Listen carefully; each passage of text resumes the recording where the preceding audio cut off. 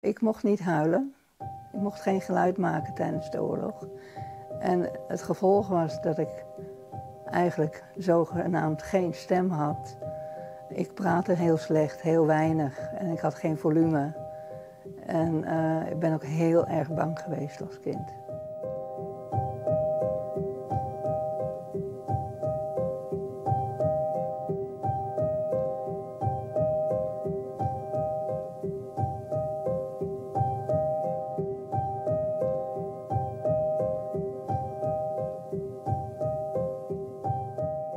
Ik ben in Onderduik geboren. Ik ben een zogenaamde onderduikbaby. En ik vertel dus mijn verhaal al een aantal jaren. En ik kwam tijdens het vertellen er eigenlijk achter dat ik een van de weinige baby's ben geweest die bij de eigen moeder is gebleven. Want de meeste baby's werden weggegeven aan niet-Joodse mensen. En het gevolg voor mij is geweest dat ik dus een echte onderduikbaby ben geweest die geen geluid heeft mogen maken.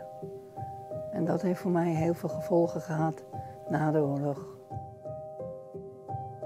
Dat heb ik dus later gehoord van een nicht van mij die bij ons in huis heeft gewoond na de oorlog. En zij heeft van mijn moeder gehoord dat er een kussen op mijn gezicht werd gedaan. Op het moment dat ik huilde, want stel je voor dat de buren zouden horen dat een babytje naast hem woonde waarvan ze niks af wisten.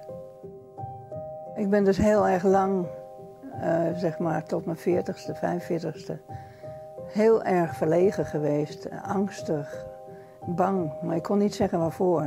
Ik was gewoon heel bang. En durfde ook niet te presteren. Ik heb dus nooit een diploma gehaald. Dat durfde ik gewoon niet. En ik ben ook getrouwd geweest. Ik ben ook getrouwd omdat ik geen nee kon zeggen. En na 25 jaar had ik de moed om uit het huwelijk te stappen en een vrij leven te hebben. En dat moment van scheiding was voor mij het opduiken uit mijn oorlog, uit alle angsten. En daarna ben ik ook echt geëxplodeerd in allemaal dingen doen die ik niet zou kunnen.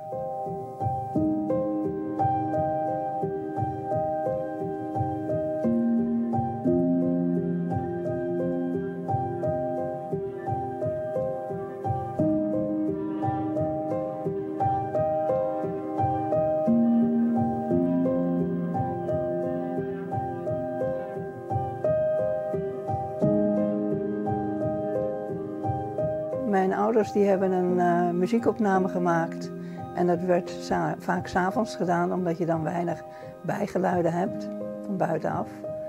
En onderweg, toen het klaar was, dan zijn ze onderweg naar huis, zijn ze gearresteerd. En ze hebben nooit gehoord waarom ze gearresteerd waren.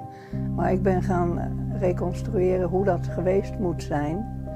En ik denk dat ze 's avonds na 8 uur nog buiten liepen. En s'avonds na 8 uur mocht er niemand op straat. En waarschijnlijk zijn ze daarom gearresteerd, want ze kwamen in het Oranje Hotel terecht. En dat is een gevangenis niet voor Joden, maar eigenlijk voor Nederlandse burgers die een overtreding hebben begaan of zo. Maar ze hebben nooit gehoord waarom ze gearresteerd waren. Ze hebben er 2 maanden gezeten en wisten helemaal niets van elkaar. En ze zijn na die 2 maanden eigenlijk net zo plotseling ook weer vrijgelaten.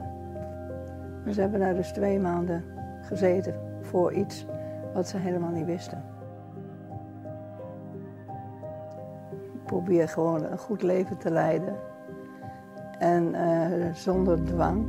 Of als jij het gevoel hebt van dit wil ik niet, probeer er dan toch een draai aan te geven dat het beter wordt.